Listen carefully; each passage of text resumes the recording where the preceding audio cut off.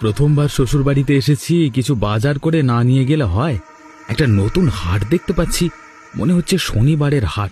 এখান থেকে জিনিসপত্র কিনে নিয়ে যাব। এখন সবে সন্ধে, তাড়াতাড়ি মাছ মাংস কিনে ফিরতে পারলে রাতে জমিয়ে খাওয়া দাওয়া করা যাবে। ওরে বাবা, এরা কারা? কি ভয়ানক দৃশ্য! ভূত কেন বাবা গো? এখানে তো মানুষের কাটা দেহ বিক্রি হচ্ছে। জ্যান্ত মানুষ এসেছে দেখছি আমাদের শনিবারের হাটে।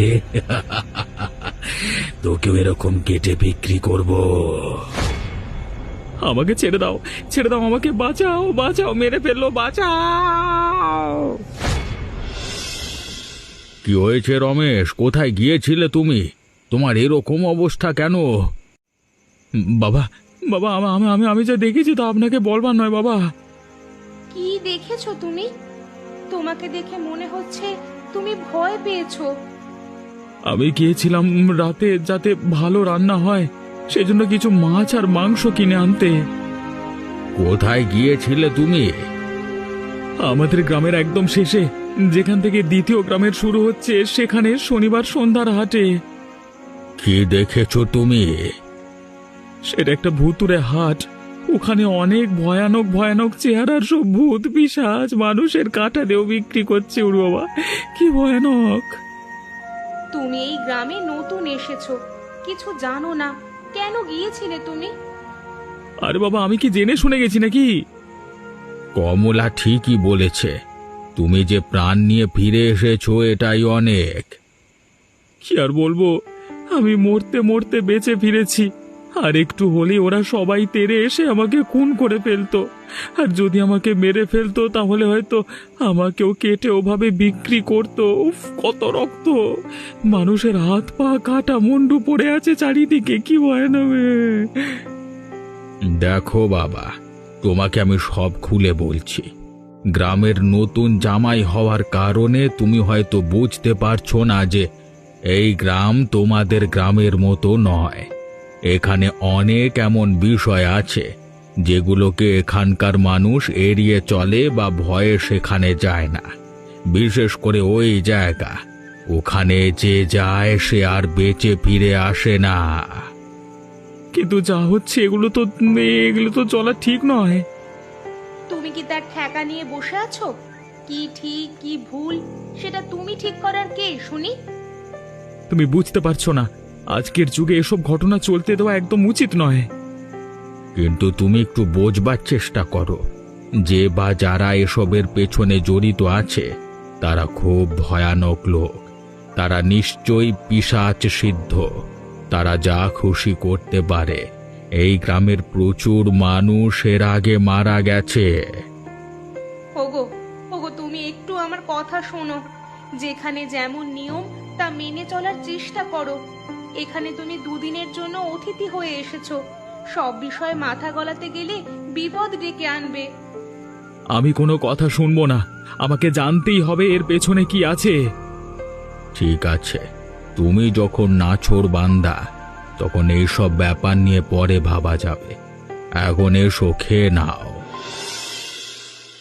তোমাকে অনেকক্ষণ থেকে দেখছি চিন্তিত মুখে বসে আছো। চা তো ঠান্ডা হয়ে গেল, খাবে কখন?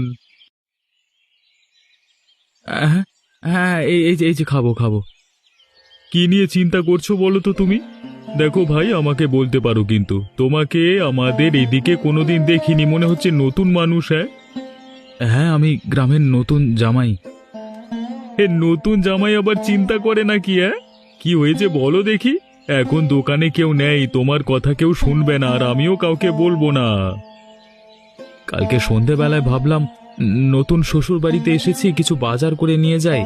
কিন্তু তোমাদের এখানে যে ভূত আর পিশাচদের হাট বসে শনিবারে, সেটা তো জানতাম না। পুরো গ্রাম এ নিয়ে ভীত, কত মানুষ মরেছে জানো তুমি? তুমি যে সেখানে সেখান থেকে প্রাণ নিয়ে ফিরে আসতে পেরেছো, এটাই অনেক। তার মানে তোমরা সবাই সবকিছু জানো, কেউ কিছুই করো না?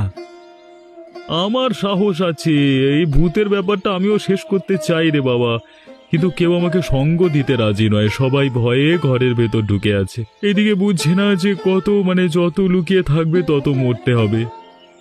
আর শুধু তো মৃত্যু নয়, আমি দেখেছি সেই ভয়ানক রূপ, চারিদিকে ভূতের মেলা, চারপাশে মানুষের কাটার, উফ, হাত পা রক্ত।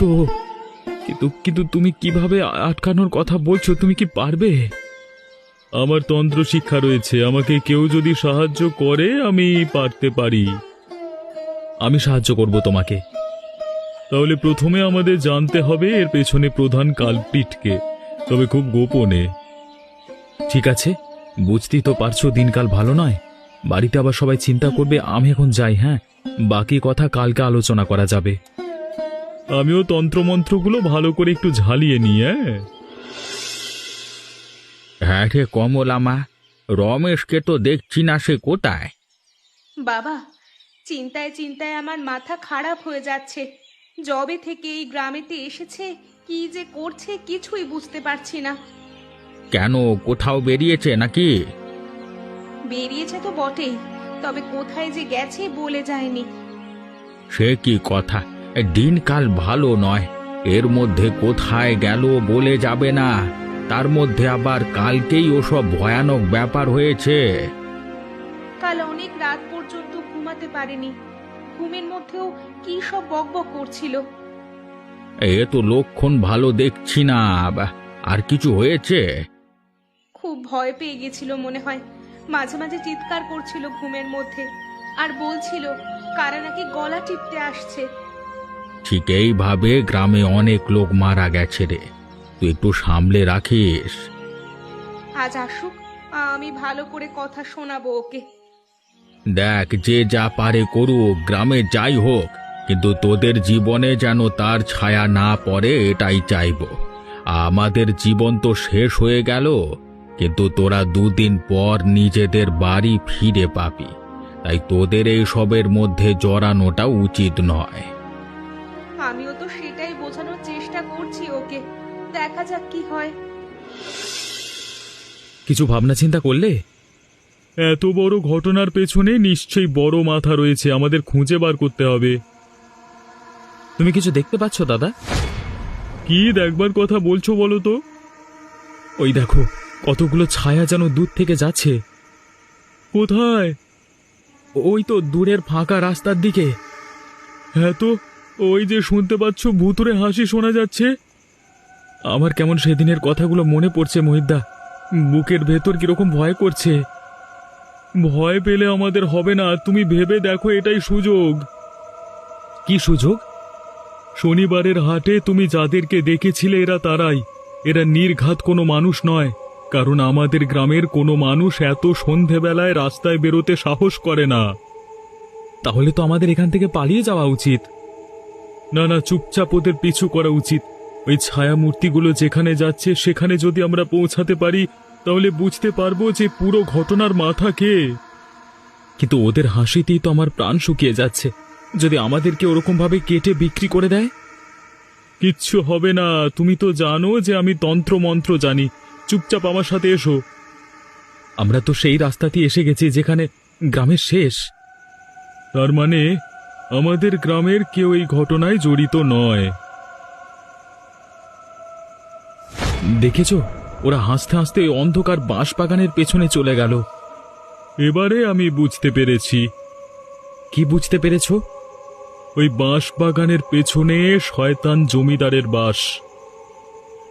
জমিদার? শয়তান কেন? ওই ধর্মেশ জমিদারের অনেক কুকীর্তি আছে। আগে আমাদের গ্রামে থাকতো, তারপর নানান রকম উপদ্রব শুরু করে, তাই জন্য গ্রাম থেকে তাড়িয়ে দেওয়া হয়েছিল। এখন এই বাঁশবাগানের পেছনে বড় ঘর করে থাকে, ওই গ্রামটা শাসন করছে এই ভূতেদেরকে দিয়ে, তাই তো? ওই গ্রামে মানুষ থাকে বলে তো মনে হয় না। সব মানুষকে যদি বাজারে কেটে বিক্রি করে ফেলে তাহলে আর মানুষ থাকবে কি করে? তুমি নিশ্চিত ওই লোকটাই জড়িত? ওখানে গেছে মানে ও ছাড়া কেউ জড়িত থাকতে পারে না। চলো দাদা, চলো পালিয়ে যাই এখান থেকে, পরে আমরা সবকিছু ঠিক করে তারপর আসবো। এখন কোথা থেকে যে কি হয়ে যাবে কিছু বুঝতে পারবো না, শেষ পর্যন্ত কোন একটা বিপদ ঘটতে পারে। আমার তাই মনে হচ্ছে এখন চলে যাওয়া উচিত, তবে এর একটা শেষ করতেই হবে আমাকে। তুমি কোথায় গিয়েছিলে বলো তো? তোমাকে কি একটা কথা বললে তুমি শুনতে পাও না? দুদিন ধরে তোমাকে বলছি যে অন্ধকার হওয়ার পর রাস্তায় বেরোবে না। আরে বাবা, তুমি বুঝতে পারছো না, আমি অনেক কিছুই জানতে পেরেছি। কি জানতে পেরেছো বাবা? আমরা আজকে সন্ধেবেলায় ভূত দেখতে যাই, আর ওদের পেছন পেছন গিয়ে দেখতে পাই এই গ্রামের শেষে ধর্মেশ জমিদারের বাড়িতে ওরা ঢুকে গেল। সে কি কথা? ধর্মেশ জমিদার তো ভয়ানক পিশাচ সিদ্ধ। ওর ওই মানুষ খুন, নরবলি আর হিংসের জন্য গ্রাম থেকে তাড়িয়ে দেওয়া হয়েছিল। তার মানে আবার শুরু করেছে। তবে চিন্তা নেই বাবা, আপনি যদি একটু সাহায্য করেন তবে আমি একজন তান্ত্রিকের সন্ধান পেয়েছি। কে সে? কে? চায়ের দোকানদার, মোহিত নাম। মোহিতের বাবা এ অঞ্চলের সব থেকে বড় তান্ত্রিক ছিল। তুমি হয়তো জানো না যে ওর বাবাকে ওই ধর্মেশ খুন করেছিল, কারণ মোহিতের বাবা মানুষের ভালোর জন্য সাধনা করত, আর ওই শয়তান জমিদার মানুষের ক্ষতি চাইতো। মোহিতদা তো নিজেও তন্ত্র সাধনা শিখেছে, আর আমাদের সে সাহায্য করতে চায়। তার মানে তোমাকে বলেনি, হয়তো সে নিজেও প্রতিশোধ নিতে চায়। এতদিন কাউকে সঙ্গে পায়নি বলে সে কিছু করতে পারেনি। আজকে তোমাকে পেয়েছে বলে সে উঠে পড়ে লেগেছে। ঠিক আছে, আমি সাহায্য করব। কালকেই যাব আমরা। বাবা, বাবা তুমি ওর দলে চলে গেলে? এখন যদি তোমাদের বিপদ কিছু হয় আমি কি নিয়ে থাকবো বলো তো? তোকে একদম চিন্তা করতে হবে না রে মা, আমাদের কিচ্ছু হবে না। ওই জমিদার আমাদের কিছু করতে পারবে না। ওদের শেষ না করে আমরা ছাড়বো না। যাই করো, নিজেদের একটু ঠিক রাখার চেষ্টা করো। দিন দিন গ্রামে যেভাবে মানুষের মৃত্যু হচ্ছে, কেউ যদি ঘুরে না দাঁড়ায় তাহলে এই জিনিস চলতেই থাকবে। আর এটা যে করেই হোক বন্ধ করতেই হবে আমাদের। আরে আজকে তো আমার সৌভাগ্য। একদিন যারা আমাকে গ্রাম থেকে কুত্তা বিড়ালের মতো বার করে দিয়েছিল, আজকে তারাই দেখছি আমার বাড়িতে এসেছে। তুমি যা শুরু করেছো তাতে আসতে তো হবেই। আমাকে অযথা আপনারা ভুল বোঝেন, আমি কিন্তু মানুষ হিসেবে অতটা খারাপ নয়। শয়তান, তুমি কতটা খারাপ সেটা আমার থেকে আর কেউ জানে না বেশি ভালো। পুরনো কথা যখন মনে করিয়েই দিলে তখন বলি, আর তোমরা আমার কিচ্ছু করতে পারবে না। যদি মনে করো